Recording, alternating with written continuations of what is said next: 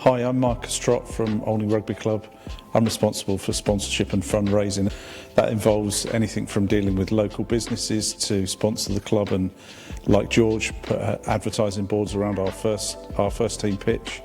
It could be anything to do with matchday hospitality and organising events. So the club is almost 150 years old. It's 150 years old next year, actually. My involvement stemmed from my son.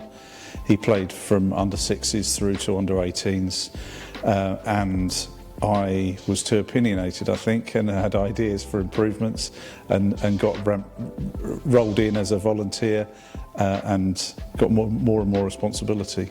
The community is everything for this club. We're part of the community, but equally we need the community support to exist, whether that's playing numbers, whether that's sponsorship, whether that's people attending events and buying tickets to May Balls, to coming along to Olney Sevens, to a local business sponsoring one of those events.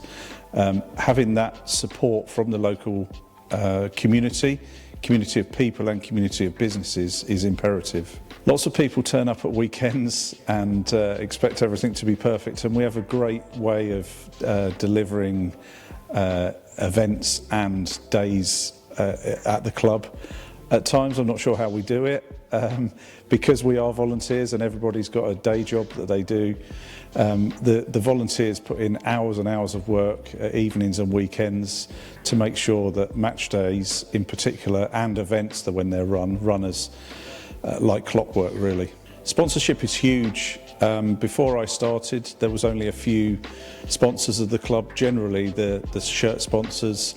A lot of those sponsors have been around for many, many years, again, all part of the local community as well.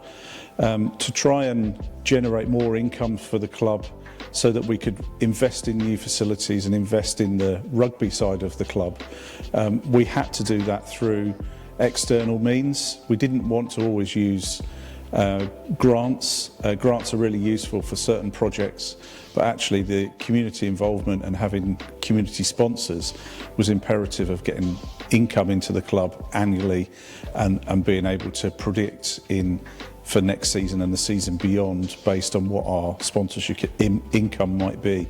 George's sponsorship has been brilliant. He's been an advertising board sponsor for a long time now. I'm fairly sure has introduced his brother to sponsor as well.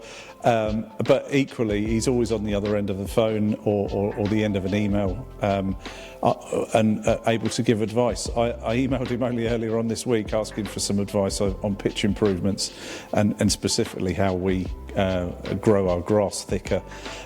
So George and other local sponsors are always there for us when we need them.